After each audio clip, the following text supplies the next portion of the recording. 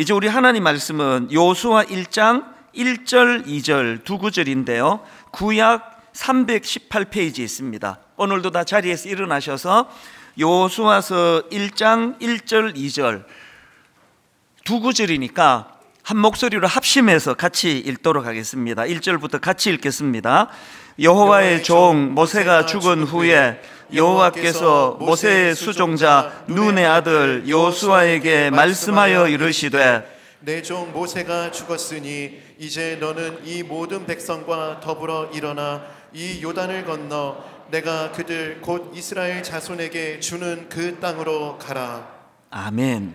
네, 자리에 앉아주시기를 바랍니다. 여호수아서는 엄청난 위기로 시작하는 성경입니다. 1장 1절에 이렇게 말씀을 시작합니다. 여호와의 종 모세가 죽은 후에. 이 한마디가 이 이스라엘 백성들에게 이게 엄청난 표현입니다. 이스라엘 백성들에게 있어서 모세는 어떤 존재였냐 하면은요, 홍해를 건너 광야 40년 생활 가운데 하나님처럼 의지하고 바라보던 하나님의 대리인 아니었습니까? 어느 정도의 의미인가는 이 설명을 드리면 금방 아실 것 같습니다. 여러분, 출애굽기 32장에 나오는 금송아지 우상 사건 다 아시잖아요. 끔찍한 재앙을 초래한 이 우상 사건이 왜 일어났는지 아십니까? 그 설명이 바로 출애굽기 32장 1절에 나옵니다.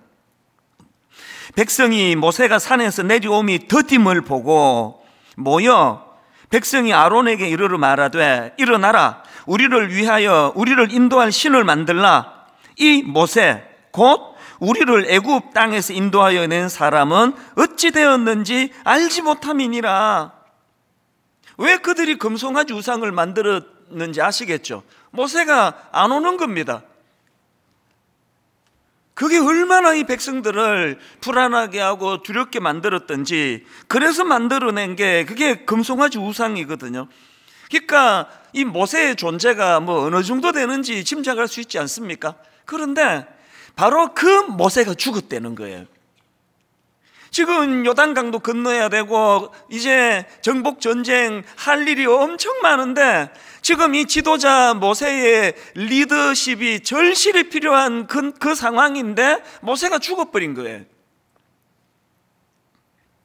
그러니까 여호와의 종 모세가 죽은 후에 이 한마디가요, 이스라엘 백성들에게 있어서는 가장 의지하던 대상을 잃어버렸다는 그런 뜻이고요, 상상하기 어려운 위기가 찾아왔다, 이렇게도 설명할 수 있는 말씀입니다. 그들 머릿속에 전혀 이 계획이 없었고 계산이 없던 돌발적인 그런 절망적인 사건이 일어나 버린 겁니다. 코로나19가 왜 이렇게 우리를 힘들게 합니까? 예측이 없었잖아요. 어떤 분이 이제 퇴직금 다 모으고 은행 융자 내고 오래 기간 요리 배우고 다 갖추어가지고 이제 모든 걸 다 투자해가지고 식당을 오픈하셨는데요, 이거는 실패할 수가 없는 겁니다. 오래 준비했기 때문에. 그렇게 자신만만하게 가게를 오픈하고 식당을 오픈하고 2달 만에 코로나19가 터져버렸네요. 전혀 예측하지 않았던, 자기 그 계산에 넣지 않았던 이런 돌발적인 코로나19가 일어나서 너무나 많은 지금 자영업자분들이 절망하고 있는 상황. 여러분, 이게 인생이에요. 신명기서를 제가 이제 새해가 되기 전에 신명기서를 지난 연말에 계속 읽으며 묵상을 했거든요. 그래서 이틀 전 송구영신 예배 본문도 신명기서가 아니라 여호수아서, 이틀 전에 송구영신 예배도 여호수아서를 가지고 말씀을 전했고요, 오늘도 또 여호수아서를 갖고 말씀을 전하는 이유가 여기에 있습니다. 제가 왜 묵상을 했겠나요? 이게 인생이거든요.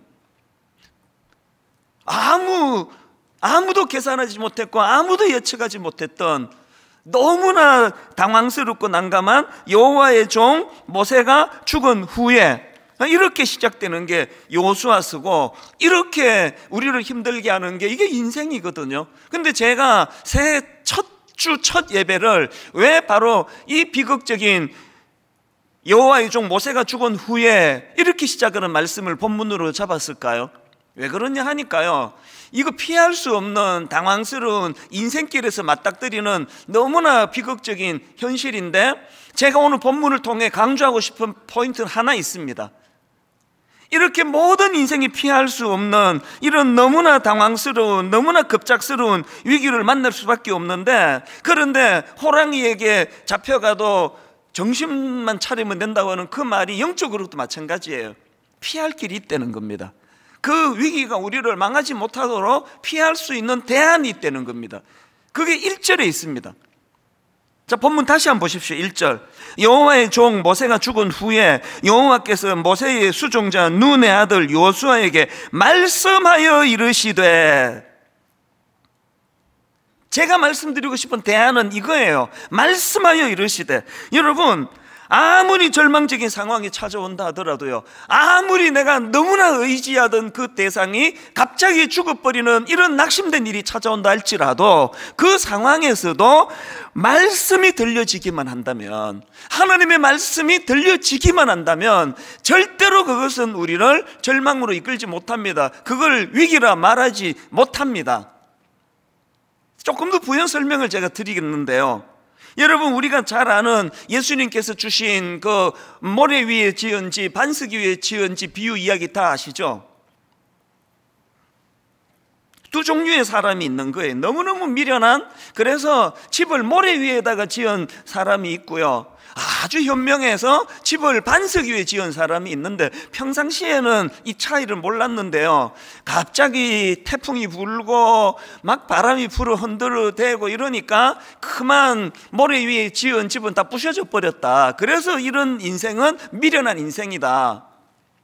근데 여러분, 이 말씀을 제가 묵상하다가요, 진짜 중요한 원리를 하나 발견했는데, 여러분, 이렇게 집을 모래 위에 지은 어리석은 사람이나 집을 반석 위에 지은 지혜로운 사람이나, 이 두 사람의 차이가요, 얼마나 어리석나, 얼마나 현명하나, 얼마나 똑똑하냐, 여기에 있는 게 아니더라고요.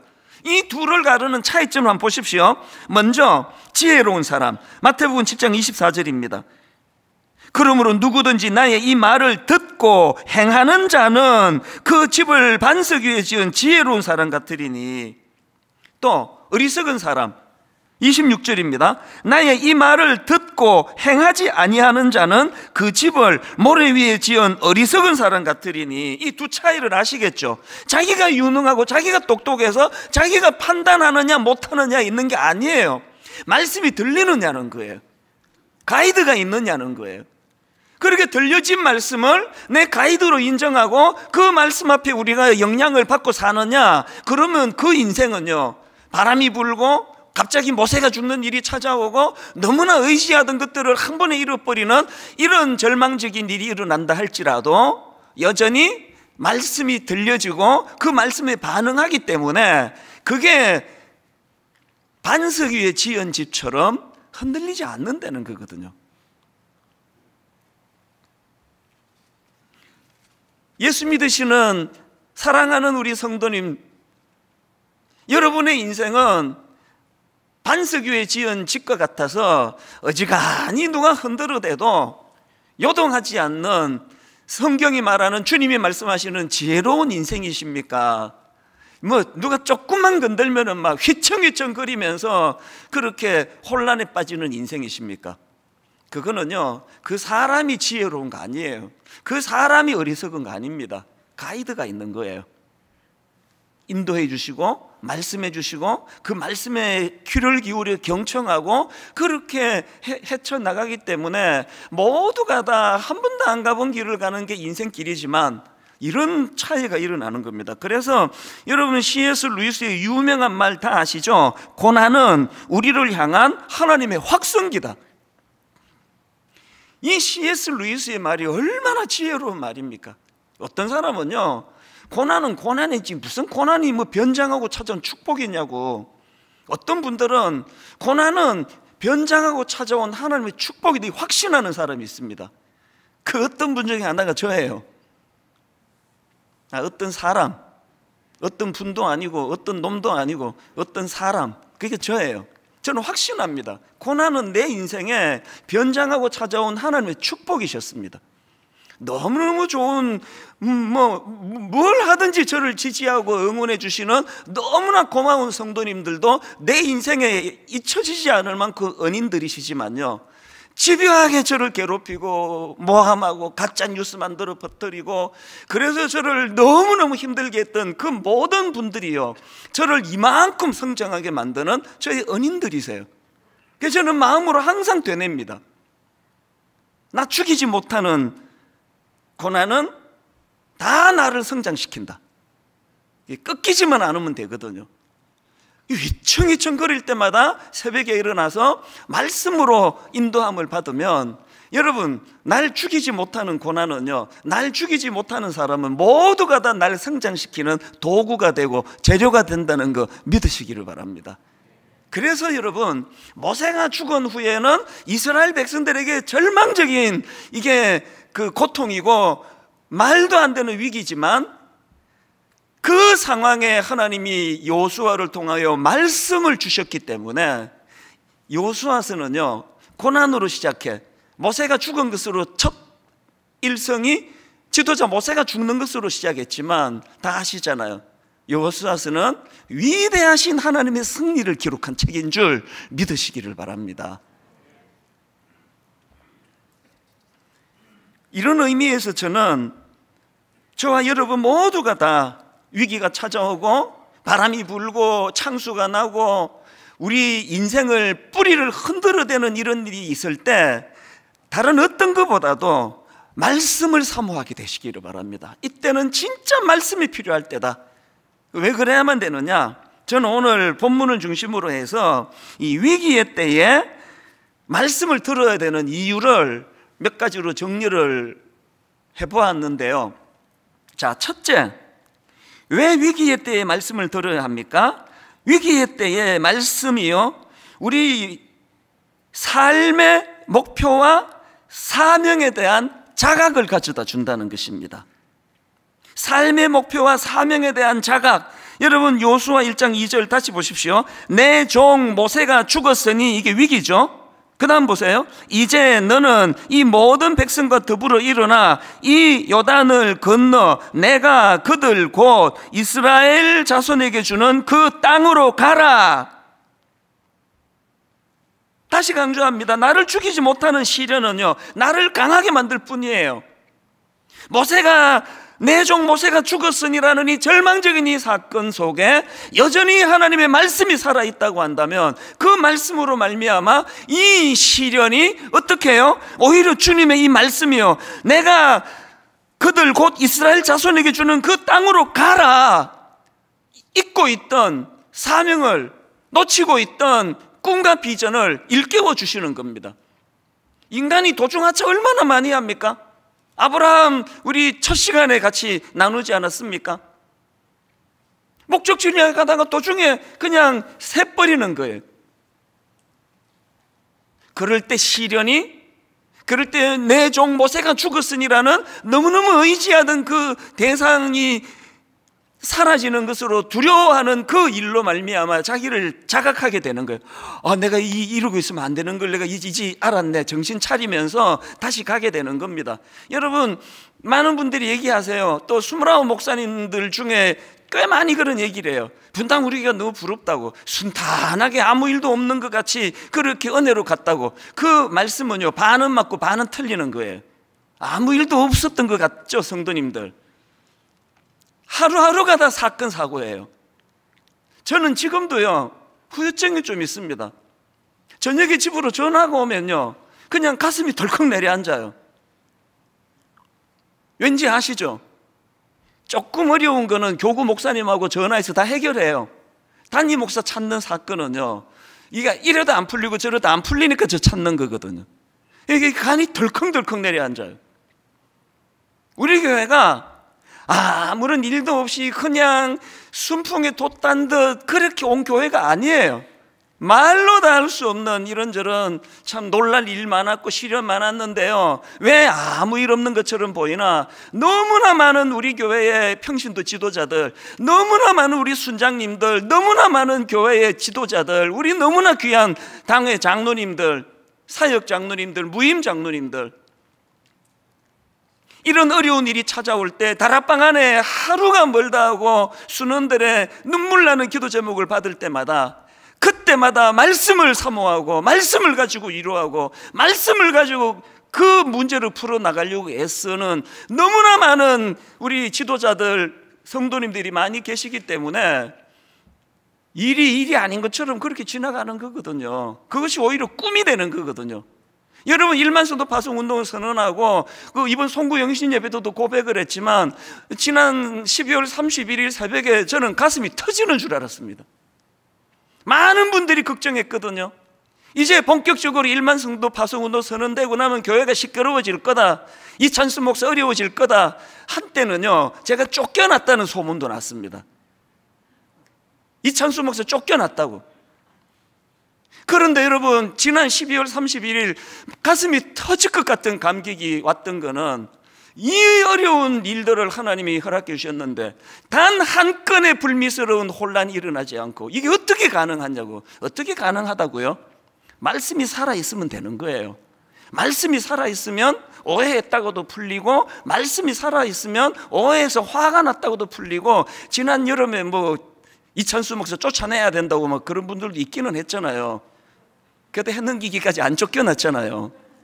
말씀으로 쫓아낼 정도는 아니야, 그렇게 정리가 됐나 보죠. 오늘 여러분, 새해 첫 예배 자꾸 부정적이고 비관적이어서 자꾸 모세가 죽은 후에 이것만 되뇌이고 계시는 분 계시다면, 진짜 주님 하시고 싶은 말씀은 마지막에 있다는 거예요. 하나님께서 우리에게 내 종 모세가 죽었으니 이제 너는 이 모든 백성과 더불어 일어나 이 요단을 건너 내가 그들 곧 이스라엘 자손에게 주는 그 땅으로 가라. 너무나 의지하던 사모하던 모세가 죽은 그 사건을 우리 하나님께서는 내가 너희 민족에게 주신 꿈을 기억하고 꿈을 회복하고 그 땅을 향해, 오히려 여기 보면은 내 종 모세가 죽었으니, 이 자칫하면 오해하기 쉬운 말씀처럼 느껴지잖아요. 모세가 무슨 걸림돌이 된 것처럼 오해하시면 안 됩니다. 그런 표현이 아니에요. 이 일을 계기로 다시 힘을 내고 다시 목적지를 향하여, 다시 꿈을 향하여 나아가는 계기로 삼아라. 오늘 시련 중에 있는, 새해가 밝았지만 여전히 의지하던 그 무엇을 잃어버려 낙심하는 모든 성도님들에게 오늘 이 아픈 사건이 여러분 인생에 의미 부여가 되고 여러분 인생에 잃어버린 목표가 되찾아지는 아름다운 변장하고 찾아온 주님의 축복의 사건이 되시기를 바랍니다. 그런가 하면 두 번째로 위기의 때에 말씀을 들어야 되는 이유가 뭐냐? 목표를 향한 의욕을 회복시켜 주시기 때문이에요. 여호수아 1장 1절 2절 다시 보십시오. 여호와의 종 모세가 죽은 후에 여호와께서 모세의 수종자 눈의 아들 여호수아에게 말씀하여 이르시되, 무슨 말씀을 주시나 보세요. 2절, 내 종 모세가 죽었으니 이제 너는 이 모든 백성과 더불어 일어나 이 요단을 건너 내가 그들 곧 이스라엘 자손에게 주는 그 땅으로 가라. 그랬더니요, 여러분이 이 위기의 때에 들려주신 하나님 말씀이 여호수아에게 얼마나 놀라운 영향을 미치는지 보시겠습니까? 계속 반복되는 말씀을 한번 보십시오. 여호수아 3장 1절, 지금 요단강을 건너기 직전의 상황입니다. 여호수아 3장 1절, 또 여호수아가 아침에 일찍 일어나서, 6장에는 여리고성과의 전투가 나오는데 6장 12절입니다. 또 여호수아가 아침에 일찍 일어나서, 7장 16절은 아이성 전투와의 과정인데요. 7장 16절, 이에 여호수아가 아침 일찍 일어나서, 8장 10절, 여호수아가 아침에 일찍 일어나 백성을 점호하고, 여러분, 하나님께서 여호와의 종 모세가 죽은 후에라는 그 절망적인 상황 앞에 하나님의 말씀이 선포되고, 그 말씀을 통하여 일어나 이 요단을 건너 내가 그들 곧 이스라엘 자손에게 주는 그 땅으로 가라라는 말씀이 선포됐을 때 의욕이 생기는 거예요. 도전하기를 원하는 겁니다. 아침에 일찍 일어나는 겁니다. 그리고 여러분, 지난 송구영신 예배 때도 살펴봤지만 3장 5절을 보십시오. 여호수아가 또 백성에게 이르되 너희는 자신을 성결하게 하라. 여호와께서 내일 너희 가운데 기이한 일들을 행하시리라. 청소년 사역할 때요, 아이들에게도 쉽게 설명하려고 이거 영어 성경으로 어떻게 되는지 아니? 여기 나오는 기이한 일은요, 영어 성경으로 보니까 amazing things예요. 놀라운 일을 주님이 계획하고 계신다. 오늘 현실은 모세가 죽은 거예요. 오늘 현실은. 그런데 오늘 이 모세가 죽은 현실에만 절망하고 무너지지 않도록 하나님은 우리에게 기대감을 주세요. 의욕을 회복시켜 주세요. 내일 놀라운 일, 내일 amazing things. 내일이 없는 인생은 그거 다 아시죠? 단테의 신곡이었던가요? 모든 지옥으로 향하는 그 사람들에게는 이 희망이 하나도 없다는 그런 요지의 글을 제가 지금도 기억을 합니다. 어떤 아픈 일을 겪고 계시는지 모르지만요, 오늘 의지하던 모세가 죽는 절망을 경험한다 할지라도 우리 주님께서는 일어나 아침에 일찍, 여호수아가 아침에 일찍 일어나. 저는 저와 여러분에게 오늘의 이 결핍된 많은 것 때문에 무너져 있는 그런 인생이 아니라 우리 주님께서 선포해 주시는 일어나 이 요단을 건너 내가 그들 곧 이스라엘 자손에게 주는 그 땅으로 가라. 아직 정복하지 못한 그 땅이지만 대통령 선거를 앞두고 기도하고 또 기도합니다. 이런 여호수아 같은, 이런 모세 같은 지도자 우리도 한번 좀 만나보자고.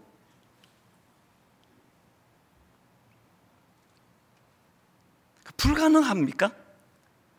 더 기도하면은 이런 일이 일어날까요? 저 죽기 전에 그런 지도자 만나볼까요? 현실이 너무너무 어려운데 정말 놀라운 꿈을 심어주고, 뭐 정치는 뭐 어떻게 제가 할 수가 없으니까 정말 우리 목회만이라도 그렇게 했으면 좋겠습니다. 주일날 교회만 오면은 참 엿새 내내 모세가 죽은 그 상황 앞에 절망하고 있다가 늘 하나님 말씀 앞에 일어나라, 꿈을 가지고 목표를 향해 달려가라. 29 목사님들과 계속 그 꿈을 꿉니다. 교회가 얼마나 좋은 장소에 세워지느냐, 엄청난 사람이 몰려오느냐, 이런 것보다도 하나님 우리 29 목사님과 종이 더불어서 정말 하나님 이 꿈을 같이 꾸기를 원합니다. 사실 목회가 그렇고요, 인생이 다 그렇습니다. 이 싸움이에요. 끊임없이 의욕을 꺾어버리려는 악한 사단의 세력과 그 꺾이지 않는 의욕을 가지고 아침에 일찍 일어나. 제가 몇 주 전에 제가 간증했지만요, 사실 올 2학기 때 번아웃이 왔지 않습니까? 제가 상담한 그 선생님 말씀을 들어보니까요, 번아웃도 일종의 이게 우울증이래요. 그게 참 그럴듯하다 싶은 게요, 내 생애에 새벽이 즐겁지 않은 적은 이번 2학기가 처음이거든요. 눈 떴는데 일어나고 싶지도 않고 책상에 앉아 있는데도 아무 의미가 없어요. 기도도 안 되죠, 말씀도 안 읽히죠. 뭐 차라리 이러니 그냥 뭐 잠이나 자지, 그렇게 생각될 때가 하루 이틀이 아니었습니다. 그런데 여러분, 제가 왜 빨리 이렇게 극복하는지 아십니까? 이런 간증을 하면 이번 주 내내 후유증이 좀 있어요. 뭐 우리 누나한테 전화 오고 아는 분한테 전화 오고 그렇게 힘들었다면서 그러는데요, 저는요 극복된 것만 간증합니다. 왜 이렇게 빨리 극복한지 아십니까? 방치 안 했습니다. 싸웠습니다. 새벽에 일어나기 싫을 때 이를 악물고 일어났고요, 새벽에 앉아가지고 무의미하게 시간을 보내는 그 며칠 동안에도 계속 하나님의 말씀을 사모하는 거예요. 금방 회복이 되던데요. 개척 초기에 또 이명이 왔어요. 이명. 하여튼 우리 29 목사님들한테 요새 제가 뭐 계속 협박 많이 합니다. 이제 개척해봐라, 겪을 거 다 겪는다. 저도요 기절도 해봤고요, 새벽기도 시간에 수면이 얼마나 부족했는지 설교를 하는데 기억나요. 지금 그때가 내가 지금 뭔 소리 하고 있지 지금? 이 몽롱해가지고 그 과정들을 다 겪으면서 여기까지 온 거 아닙니까? 그런데 여러분, 그 모든 어려운 과정을 이기게 한 건 저의 새벽이에요.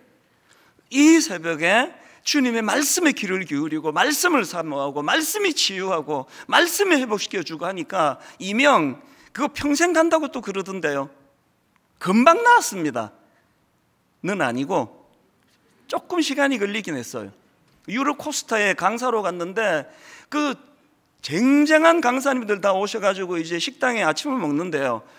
와, 이런 소리가 귀에서 들려서 상대방 말이 안 들리는 거예요. 아, 이거 참 고역이더라고요. 지금 못 알아듣는데 알아듣는 척 하면서 있는 거. 아니, 미국에서 영어 때문에 그렇게 알아듣는 척 많이 하면서 못 알아듣는 걸 보냈는데 그 고비도 여러분 말씀으로 다 치유가 됐습니다. 오늘 저와 여러분 모두가 다 오늘 우리 인생에서 가장 무서운 형벌은요, 의욕이 꺾이는 거예요. 아침에 일어나도 신나지 않는 게 이게 진짜 힘들더라고요. 오늘 여러분 모세가 죽은 것 같은 낙심되고 절망적인 이 상황에 빠져 있다 할 때 여러분 말씀을 사모하시기 바랍니다. 이 말씀이 여러분의 의욕을 되찾아줄 줄로 믿습니다. 여호수아처럼 아침에 일찍 일어나서 의욕을 가지고 달려가는 믿음의 성도님들 되시기를 바랍니다. 마지막 세 번째로요, 위기의 때에 왜 하나님 말씀을 들어야 합니까? 이 위기의 때에 듣는 하나님의 말씀은요, 이 함께의 정신을 회복시켜 주시기 때문이에요. 자, 오늘 본문 2절을 다시 한번 보십시오. 내 종 모세가 죽었으니 이제 너는, 여기 일어나가 나오죠. 근데 어떻게 일어납니까? 혼자 일어나는 게 아닙니다. 내 종 모세가 죽었으니 이제 너는 이 모든 백성과 더불어 일어나 이 요단을 건너 내가 그들 곧 이스라엘 자손에게 주는 그 땅으로 가라. 하나님은요, 여호수아가 일어나기를 원하세요. 여호수아가 일어나기를 원하는데 홀로 일어나는 거 원하지 않으세요. 함께 일어나라는 거예요. 백성들과 함께 일어나라는 겁니다. 여러분, 구약의 엘리야 선지자 아시죠? 대단한 종 아닙니까? 갈멜산에서 무려 바알과 아세라 우상을 섬기는 선지자 850명을 상대로 승리한 인생이에요. 그때도 홀로 싸운 거 아닙니까? 그랬는데 여러분, 이 엘리야에게 위기가 찾아온 거 아닙니까? 요즘으로 치니까 그게 그 우울증 같은 거예요. 그래서 도망가고 광야로 그렇게 영적 침체를 만나 숨어 들어가는데 하나님께서 엘리야야, 너가 어찌하여 여기 있느냐 그렇게 물으시니까 열왕기상 19장 10절에서 이렇게 답합니다. 오직 나만 남았거늘 그들이 내 생명을 찾아 빼앗으려 하나이다. 우리 중에 이런 증상을 갖고 계신 분 계세요? 텅 빈 들판에 혼자 서 있는 것 같은 느낌. 지난 가을에 제가 겪었던 게 그거거든요. 지난 가을만이 아니에요. 이 수많은 성도님들을 섬기는 담임 목사인데도 불구하고 자주 저는 텅 빈 들판에 혼자 서 있는 것 같아요. 그게 정상이 아니에요. 지금 엘리야가 나만 남았거늘, 오직 나만 남았거늘 그랬더니 하나님의 말씀을 주세요. 무슨 말씀을 주시느냐? 18절입니다. 하나님 말씀하십니다. 그러나 내가 이스라엘 가운데에 7,000명을 남기리니 다 바알에게 무릎 꿇지 않고 다 바알에게 입맞추지 아니한 자니라. 여러분, 이런 나만 홀로 남았거늘 정상에 빠져 계시다면 말씀을 사모하세요. 이를 악물고 말씀을 사모하세요. 그래서 남겨진 7,000명이 있다는 말씀을 반드시 하나님께 들어야 돼요. 요즘에 우리 29 예비 담임 목사님들이 장소 때문에 고생을 하거든요. 이 교회 간다니까 안 빌려준다니까. 여러분, 진짜 부탁하는데요, 그 대안학교나 뭐 무슨 고등학교나 중학교나 있으면은 진짜 좀 추천해 주세요. 저는 우리 목사님들과 그 얘기 계속 합니다. 그것만 우리 덕보자 이러니 절대 하지 마라. 학교를 빌리면 학교에 막 장학금이고 뭐고 막 있는 대로 투자를 해주고 안 그래도 섬겨야 되는데, 그런 장소를 아시는 분은 꼭 좀 연결해 주시면 좋겠습니다. 어쨌든 이제 이 목사님들이 이제 장소를 못 구하니까 너무 힘든 거예요. 그래서 제가 최근에 그 이야기 해줬습니다. 나도 겪었다. 분당을 다 뒤졌는데도 장소가 없었는데 딱 한 군데 70평 뭐 조그만한 공간을 얻었더니 인근에 있는 목사님이 이찬수 목사님 이게 못 들어옵니다. 그래서 제가 얼마나 비굴하게 빌었는지 아십니까? 한 번만 봐달라고. 그랬을 때 하나님께서 그 다음 새벽에 저를 책망하셨어요. 그때 보여준 인물이 그 팥죽 한 그릇에 장자의 명분을 팔아버린 S 아닙니까? 제가 현실을 과장하고 있다는 거예요. 그 70평 장소 못 들어가는 그가 네 모든 인생이 다 끝난 것처럼 왜 과장하느냐고. 장소 없는 게 그렇게 중요하냐? 지금 너를 믿고 함께 하기로 한 20-30명의 고마운 청년들과 성도들이 있는데 왜 현실을 과장하느냐고. 그 새벽에 제가 하나님께 회개한 거 아닙니까? 하늘이 노랗고 이게 다 끝난 것 같은 거, 그게 사단의 과장된 공격이에요. 뭐가 끝났습니까? 뺏긴 게 하나도 없더라고요.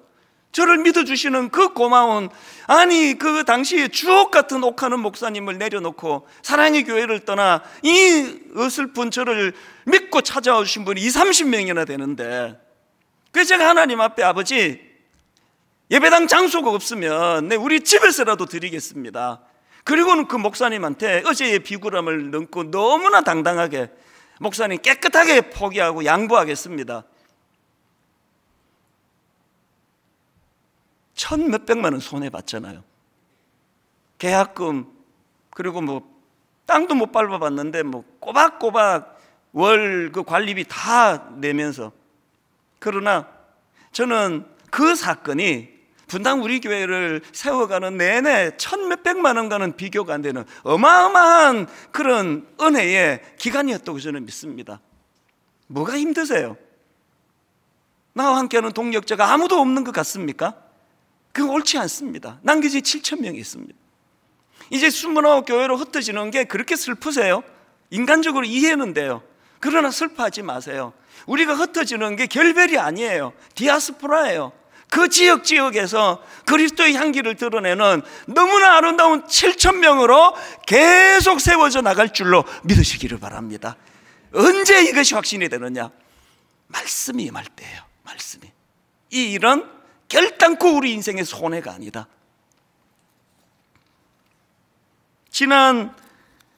지난주에 29교회를 위해서 헌금하자 그러면서 그때 제가 세상과는 좀 다르게 가보자고. 여러분 헌금 안 하셔도요, 당연히 우리 드림센터 계획이 되어 있습니다. 담보로해서 대략 지금 추정컨대 한 300억 정도가 필요한 것 같아요. 29교회가 이제 세팅이 되는데. 그러나 우리 성도님께 제가 헌금을 요청하면서 세상과 좀 다르게 가보자. 아니 29교회가 우리 교회랑 가까운 지역의 사람들은 막 성도 엄청 따라가고, 이제 막 저 강북의 먼 지역의 분들은 이제 얼마 못 따라가니까 부익부 빈익빈 막 어떤 교회는 막 헌금이 남아 돌고, 어떤 교회는 막 인테리어 할 돈도 없고. 그래서 되겠느냐? 그래서 우리 한 통장으로 가자 그랬잖아요. 그래서 4월 1일까지 좀 계속 그렇게는 안 갑니다. 모두가 다 한 통장으로 헌금을 해서 부자 교회도 없고 가난한 교회도 없고 똑같이 필요에 따라 지난주 제가 21 목사님께 말했습니다. 하나님 앞에서 기도하면서 청구하면 심사도 없고 검사도 없다. 그리고 마음이 불안하면 더 넉넉하게 청구해라. 원하는 모든 대로 하나님께서 줄 거라고 나는 믿는다. 주실 거라고. 그렇게 하고 통장을 홈페이지에 올려드렸더니요, 제가 한 주 내내 받은 충격이 뭔지 아십니까? 분당 우리 성도님들도 헌금 많이 해주시고 있는데요, 우리 교회도 아닌 분들이 깜짝 놀랐던 게 미국에 계시는 권사님이 새벽에 연락이 오셨어요. 제가 아는 분. 더 자세히는 얘기를 못해요. 금방 알 것 같아서. 미국에서도 헌금하겠다 그러시고, 지방에서도. 지난주에 택배가 하나 왔습니다. 엄청 무거워요. 우리 직원이 되게 무거워했습니다. 딱 열어봤더니요, 동전이 이만큼 들어있는 거예요. 이게 뭐냐 보니까요, 광주 광역시에 계신 어떤 성도님이요, 수년 동안 모아오던 동전을 그렇게 하고 이제 또 지폐와 함께 그렇게 헌금을 보내주시고 저한테 이렇게 쪽지처럼 몇 자를 손글씨로 쓰셨더라고요. 29교회 새로운 씨앗으로 사용해 주십시오. 그러면서 제가 울컥하는 한 대목이 그 다음에 이거예요. 분당 우리 교회 4대 비전을 위해 함께 기도합니다. 경기도 분당에 있는 한 교회가 일만서도 파송 운동하고 지금 4대 비전을 품고 있는데, 여러분 광주 광역시에 있는 그 남쪽에 있는 성도님이 그 정성껏 모은 동전 또 헌금 다 보내주시면서 기도하고 있다고 하는 이게 함께의 정신 아닙니까? 여러분, 제가요 너무 마음에 두려움이 생겨서 내가 한 번 더 공적으로 이야기합니다. 그렇게 헌금해 주신 거 1차적으로 29교회가 세워지는 밑거름으로 쓰여질 거고요, 그리고 그분들이 그거 다 회수할 겁니다. 다 헌금 주시면 그 돈은 단 한 푼도 분당 우리 교회나 29교회 쓰지 않습니다. 그렇게 다시 회수된 그 헌금은 이제 또다시 한번 한국교회를 위하여 한 300억이 될지 200억이 될지 모르지만 꿈을 꾸게 되는 겁니다. 저는 이게 교회인 줄로 믿습니다. 좀 다르게 살아보자. 우리가 좀 다른 길로 안 걸어가 보자. 그리고 그 일을 우리는 할 수 있는 실력이 안 되니 말씀하여 주시기를 원합니다. 결론을 이렇게 맺기를 원합니다. 여러분, 새해에는요 그리스도 중심의 성경 읽기 진짜 부탁합니다. 내년에 우리 다락방도 못해요. 지금 순장님, 상당한 순장님들이 29교회로 가시기로 결정했기 때문에 내년에 우리 구역 모임 소그룹 못합니다. 뭐 다른 것 내년에 할 수 있는 게 없습니다. 그러나 지금이 절호의 기회예요. 이제 이것도 못하고 저것도 못하기 때문에 선포합니다. 오늘부터 전교회적으로 그리스도 중심의 성경 읽기에 교회의 모든 걸 걸고 달려가기를 원하고 선포합니다. 홈페이지 오시면 다 제공하고 있습니다. 여러분, 권별 성경 해설을 저도 이제 미국에서 보내준 걸 봤는데요, 웨스트민스터 신학교 미국 교수님들, 전문가 중에 전문가, 이분들이 권별 성경 안내를 매주마다 이제 영상을 제공해 주실 거고요. 그런가 하면은 이제 월요일, 목요일마다 읽다가 진도를 놓치시는 분, 창세기는 지금 34번째 읽으시는데 출애굽기까지 진도를 안 나가시는 분이 이게 작심삼일 읽다가 놓치면 그냥 끝이다, 이거를 막아드리겠어요. 그래서 여러분, 이렇게 읽다가 좀 게을러지거나 또 바빠지셔가지고 놓치면요, 월요일, 목요일 날마다 석장 단위로 그 성경 내용을 국내에 있는 우리 전문가 목사님들을 제가 의뢰를 했습니다. 그분들이 이제 강의로 설명을 드릴 거예요. 그래서 중간 놓치면 그냥 그날부터 다시 읽으시면 돼요. 그래서 끝까지 한번 가보자고요. 올 연말까지 한번 드문드문 읽더라도 계시록까지 한번 가보자는 겁니다. 그리고 더 중요한 거, 그동안 우리 새벽 기도회는요 매일 성경을 가지고 해왔는데요, 이제 내일서부터는 이제 그리스도 중심의 성경 읽기 이 진도에 맞추어서 이제 새벽 기도 진행이 됩니다. 그리고 새벽잠이 많아서 못 일어나시는 분들을 위하여 아침부터 그것을 계속 올려드릴 거예요. 그래서 이 장별로 강조하는 것을 익히고 석장 단위로 익히고 성경 권별로 내용을 익히면서, 그래서 이제 홈페이지 오셔가지고 성경 읽기 다운받으시고 그 내용들을 잘 숙지하면서 달려가시기를 바랍니다. 한 말씀만 더 드리고 말씀을 마치도록 하겠습니다. 지난 금요일 밤에 저는 참 마음이 비장해지더라고요. 송구영신 예배를 드리는데 참 함께 정들었던 우리 성도님, 이 중에 어떤 분들은 이게 마지막 송구영신 예배가 되는 거구나, 그렇게 예배가 다 끝나고 이제 집에 가고 어제 내내 마음에 머무는 추억의 찬양이 하나 있었습니다. 우리 특세 때마다 참 기뻐 불렀던 그 찬양인데요, 일어나 새벽을 깨우리라. 그 가사를 제가 가만히 보니까 참 눈시울이 붉어지는 겁니다. 지금 우리는 마음을 합하여 진정으로 찬양할 때니 모이자, 그 다음에 하나 되자, 모이자 하나 되자, 우리가 갈 길이라. 일어나 새벽을 깨우리라. 지금 너희가 하나 될 때이니 다시 말씀드립니다. 오늘 여러분 본당에서 드리는 예배만 예배가 아닌 것처럼 오늘 여러분 원건각처에서 가정가정마다 함께 드리는 예배가 우리 모든 하나됨을 말해주는 것처럼 29교회로 흩어지는 걸 이별이라 말하지 마십시오. 우리는 여전히 하나예요. 우린 여전히 꿈을 갖고 갈 것이고요, 우린 여전히 가나안을 향하여 같이 꿈꾸며 같이 춤추며 함께 울고 함께 울며 나아갈 것입니다. 오늘 새해 첫 찬양, 여러분 우리 찬양으로 하나님께 올려드리면 좋겠습니다. 지금 우리는 마음을 합하여.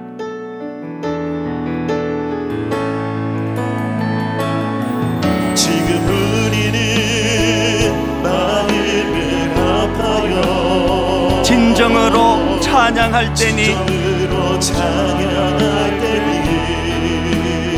모이자 하나 되자 우리가 갈 길이라 찬양과 온 맘과 정성을 다해 기도와 주님께서 기도하신 것처럼 말씀 속에 권능으로 임하시니 사랑으로 하나 되자 우리의 생명 모두 다해 주님을 찬양하며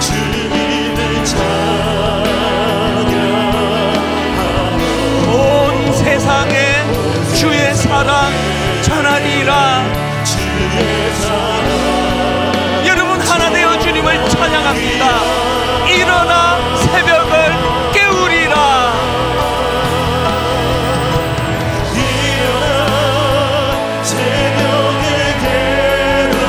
지금 너희가 하나 될 때이니 일어나 새벽을 깨우리라. 내가 너희와 함께 하리라.